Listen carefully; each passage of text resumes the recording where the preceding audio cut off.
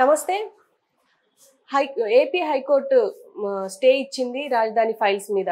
So ఆ రాజధాని files కి మధ్య ఇష్యూ ఏంటి? పైగా వ్యూహం కూడా ఆపేశారు. మళ్ళీ నెక్స్ట్ రిలీజ్ అవ్వబోతోంది.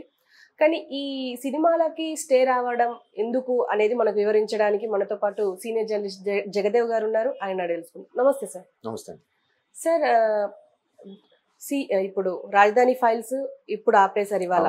దాని గురించి పెద్ద ఇష్యూ నడుస్తుంది. అంటే టికెట్లు కొన్న తర్వాత కూడా బయటికి వెళ్ళగొట్టేస్తున్నారు అని చెప్పేసి. అంతకుముందు వ్యూహం కూడా ఆపేశారు రిలీజ్ కాకముందే. సో ఈ ఇష్యూని ఎలా చూడొచ్చు అంటారు? ఎవరి వాదం వాళ్ళది కదా. ఎందుకంటే వ్యూహం అనేది జగన్మోహన్ రెడ్డి గారి కోసం ఎలక్షన్ ముందు ఆయనకి మీద ఫెయిత్ పెరగడం కోసం, ఒక సానుభూతి వర్కౌట్ అవ్వడం చేయడం కోసం రామ్ గోపాల్ వర్మ గారు అనుకున్నారు. కానీ బట్ చాలామంది విశ్లేషకుల అభిప్రాయం ఏంటంటే అది తాడేపల్లి ప్యాలెస్ నుంచి వచ్చిన స్క్రిప్ట్ అని. ఇటువైపు ఈ రాజధాని ఫైల్స్ ఏంటంటే రాజధాని రైతులు గడిచిన 5 ఏళ్ళగా 2019 నుంచి కూడా రాజధానిని కోల్పోయి అసలు భూములు అప్పజెప్పి దానికోసం ఎంతో కొంత ప్రభుత్వం దగ్గర కొంత అమౌంట్ తీసుకొని తర్వాత అవి డెవలప్ అయిన తర్వాత లేదా ప్రభుత్వంలో ఒక ఉద్యోగమో లేదంటే లీజ్ లాగా వాడు మెల్లమెల్లగా రికవర్ చేసుకునేలాగా ల్యాండ్ పుల్లింగ్ చేశారు. అసలు యాక్చువల్గా హయ్యెస్ట్ ల్యాండ్ ఎక్విజిషన్ జరిగింది అమరావతిలోనంట, వరల్డ్లోనే హయ్యెస్ట్ అర్బన్ ఏరియా. అది ఎట్లా అంటే మనకు ఒక సందర్భంలో కేటీఆర్ గారు కూడా చెప్పారు. సో అట్లా మొత్తానికి రైతులను ఒప్పించారో, అక్కడ భూస్వాములను ఒప్పించారో, లేదంటే ఆ భూమి హక్కుదారులు ఎవరైతే ఉన్నారో వాళ్ళకు ఒప్పించి మొత్తానికి అంతా సెట్ చేశారు. 2019లో వైసీపీ ప్రభుత్వం వచ్చిన తర్వాత దాన్ని 3 రాజధానులుగా కింద అనే అంశం లేవనెత్తుకొని దీన్ని ఇంకా గాలికి వదిలేయడం జరిగింది. సరే పాపం అక్కడ ఉన్న రైతులు చాలామంది ఎంత సఫర్ అయ్యారంటే కొంతమంది ట్రాక్టర్లు కొనుక్కున్నారు, కొంతమంది బుల్డోజర్లు కొనుక్కున్నారు, కొంతమంది ప్రొక్లైనర్లు కొనుక్కున్నారు. అంటే రేపొద్దున రాజధాని ఇక్కడ ఎస్టాబ్లిష్ అయితే డెవలప్ అయితే, అసలు డెవలప్ అంటే ఫస్ట్ నథింగ్ బట్ ఇన్ఫ్రాస్ట్రక్చర్ కదా, బిల్డింగ్స్ అవి ఇవి దానికి సంబంధించిన ఆఫీసులు ప్రతిదీ ఎన్ని ఇప్పుడు సెక్రటేరియట్ నుంచి ప్రతి చిన్న చిన్న ఆఫీసుల వరకు కూడా అన్ని ఎస్టాబ్లిష్ అవుతాయి. అయినప్పుడు దాని చుట్టూ మరికొన్ని సంస్థలు, కంపెనీలు, లేదంటే చిన్న చితక వ్యాపారులు, కుటీర పరిశ్రమలు, ఇండస్ట్రీస్ అన్నీ ఎస్టాబ్లిష్ అయినప్పుడు అన్నిటికీ మూలం కన్స్ట్రక్షనే కాబట్టి సరే కన్స్ట్రక్షన్ వేలో వెళ్తే ఇసుకని మట్టిని అన్నీ తీసుకెళ్ళడానికి ట్రాక్టర్లు గాను, లేదంటే కొన్ని తవ్వడాలు తీయడానికి బుల్డోజర్లు, తవ్వి తీసి మట్టిని వేయడానికి ప్రొక్లైనర్లు, ఇలాగా ఎవరికి వాళ్ళు అప్పు చేసి కొంతమంది బ్యాంక్ లోన్లకి వెళ్ళి కూడా పెట్టుకున్నారు. సో వాళ్ళందరూ ఒక్కసారిగా మొండి చేయి చూపించినట్టు అయిపోయారు. పోనీ అలా అని వైజాగ్ చేశారంటే అది లేదు. వైజాగ్ క్యాపిటల్ ప్రకటించారు తప్ప ఏమీ లేదు. ఒక గుండు కొట్టించి వదిలేసినట్టుగా అయిపోయింది అది ఋషికొండ దేవది, అదంతే. సో ఇట్లాంటి సాధక బాధలు చాలా ఉన్నాయి వాళ్ళకి. చాలా అంటే ఆల్మోస్ట్ ఆల్ రోడ్డును పడ్డట్టు అయింది. ప్రభుత్వం భూమి తిరిగి వెనక్కి ఇవ్వడానికి వాళ్ళకి ప్రాసెస్ చేయలేదు, అలాగని పూర్తి స్థాయిలో డెవలప్ చేయలేదు, అలా అని వాళ్ళ భూమి ఇచ్చినందుకు కూడా దానికి క్లియర్ కట్గా చేసేసి అమౌంట్ ఒకేసారి సెటిల్ చేసేదానికి కూడా టీడీపీ ప్రభుత్వం కూడా చేయలేదు. అంటే వాళ్ళు ముందే ఒప్పందం చెప్పారు, ఇంత ల్యాండ్ ఎక్విజిషన్ మీద మెల్లమెల్లగా చేస్తాము, అన్నిటికీ మీకు అనుకూలంగా చేస్తాము, దానికి రైతులు అంగీకరించే ఇచ్చారు, దాని మీద పత్రాలు కూడా రాసుకున్నారు. బట్ వీళ్ళు ప్రభుత్వం వచ్చింది కాబట్టి ఇవన్నీ గాలికి వదిలేశారు. సో ఈ మొత్తం మొత్తం అంశాల మీద ఎలివేట్ చేస్తూ ఆ రాజధాని ఫైల్స్ అనే సినిమా తీశారు. సో అయితే ఈ గడిచిన 5 ఏళ్లలో వీళ్ళు పాదయాత్రగా తిరుపతి వరకు వెళ్ళారు, ఇటు శ్రీకాకుళం నుంచి అటు చిత్తూరు వరకు కూడా పాదయాత్రగా వెళ్ళడం, నిరసన తెలియజేయడము, ఆ తర్వాత తాడేపల్లి ప్యాలెస్ ముట్టడని, సెక్రటేరియట్ ముట్టడని, చాలా అమరావతి వైపు ధర్నాలు చేయడము చాలా చేశారు.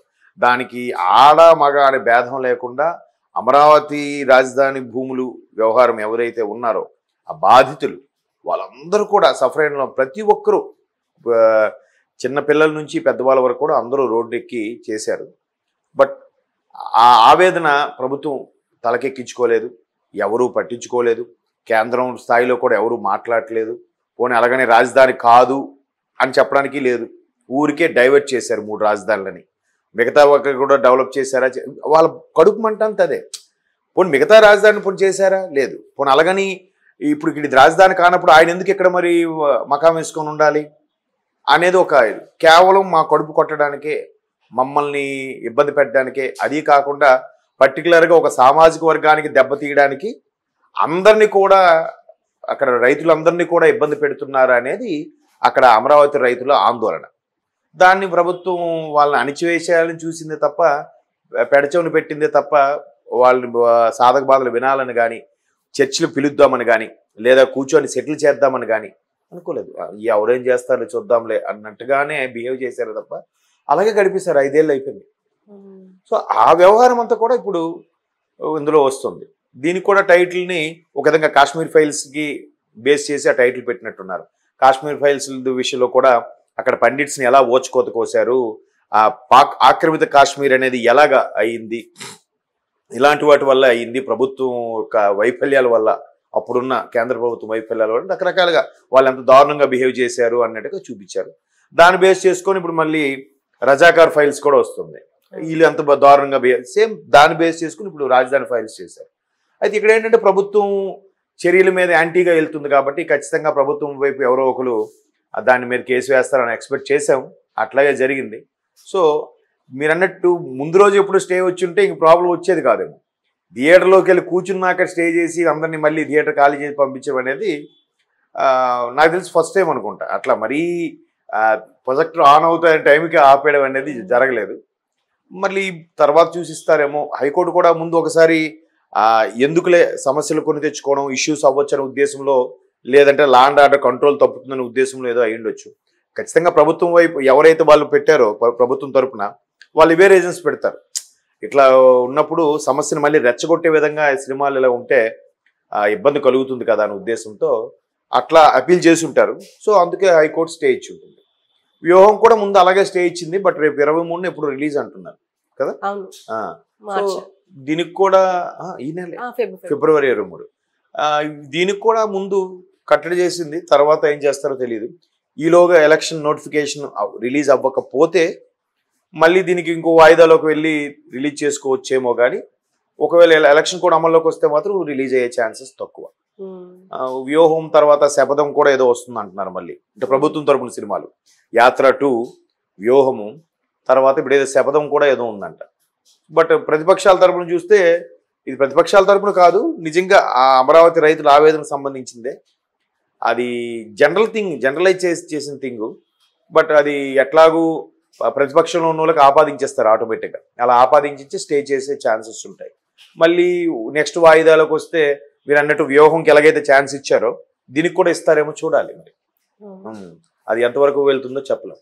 అంటే దానికి కారణం కూడా జగన్ని కించపరిచేలాగా, క్రూరులాగా చూపించారు అని చెప్పేసి అన్నారు. మేబీ అంటే ట్రైలర్ చూశాను కానీ పూర్తి స్థాయిలో సినిమాలో ఎట్లా చూపించారు అనేది మనకు తెలియదు. ఇప్పుడు చెప్పాను కదా, రజాకార్ ఫైల్స్ కానీ కాశ్మీర్ ఫైల్స్ కానీ ఏవైనా కూడా ఆ పర్టికులర్ వర్గం ఎలా బిహేవ్ చేసింది అన్న దాని మీద చూపిస్తారు. అది వాస్తవాలు అయినా కూడా రియలిస్టిక్ లైఫ్లోకి వచ్చేసరికి ఎవరికి వాళ్ళంటే ఒప్పుకోరుగా, ఈగో హర్ట్ అవుతాయి. వీళ్ళు ఎంతమందినైనా అని వచ్చి కానీ వీళ్ళని ఎవరినంటే మాత్రం ఫీల్ అయిపోతారు. ఇప్పుడు ఆ యాత్ర 2లో ఉంది కానీ, లేదంటే ఇప్పుడు వ్యూహంలో చూపించిపోయేది కానీ, వాళ్ళని ఇప్పుడు జనరల్గా యాడ్స్ ఉంటాయి, ప్రొడక్ట్ యాడ్స్. అవి ఎంతసేపు ఎలా ఉంటాయి, మాకు మించి ఈ ఇండియా మార్కెట్లో ఈ సబ్బుకు మించిన సబ్బు లేదు అని చెప్పొచ్చు, తప్పు లేదు. అక్కడ ఎవరిని కించపరిచినట్టు కాదు. అన్ని సబ్బుల కంటే ఇదే గొప్పది కూడా చెప్పొచ్చు. ఈ సబ్బు గొప్పది కానీ ఈ సబ్బు మంచిది కాదు అని పాయింట్అవుట్ చేసి చెప్పకూడదు కదా. సో ఇప్పుడు సినిమాల్లో కూడా ఏంటంటే మా నాయకుడు గొప్పోడు, మా నాయకుడు తోపు, మా నాయకుడు పేదల పాలెడి పెన్నిది అని ఎన్నైనా చూపించవచ్చు. కానీ పక్కోడిని క్రిటిసైజ్ చేస్తూ, పక్కోడిని డీగ్రేడ్ చేస్తూ, పక్కోడిని అవమానకరంగా చూపిస్తూ వీళ్ళని ఎలివేట్ చేయడం అనేది ఫ్యాషన్ అయిపోయింది. అట్లంటే యాత్ర 2లో చంద్రబాబు నాయుడిని కించపరిచినట్టే ఉంది. అదే అంటున్నాను. మరి అలాంటి కించపరిచే ఉన్నప్పుడు మరి రిలీజ్ అయ్యేప్పుడు మరి ఇది కూడా రిలీజ్ అవుతుంది, తప్పేముంది? పైగా అక్కడ పాత్రలు ఎలా ఉన్నాయంటే ప్రతిపక్షం అధికార పక్షం క్లియర్గా పాత్రలు ఉన్నాయి. కానీ ఇక్కడ ఏంటి, కేవలం ఒక ప్రభుత్వం మీద ప్రజలందరూ కలిసి కూడా పోరాటం చేస్తున్నట్టు వచ్చిన సినిమా ఇది. అక్కడంటే పర్టికులర్గా ఒక పాత్రకి కించపరిచిలాగా ఉంటుంది. ఇక్కడ ప్రభుత్వం ఎవరుంటే వాళ్ళు.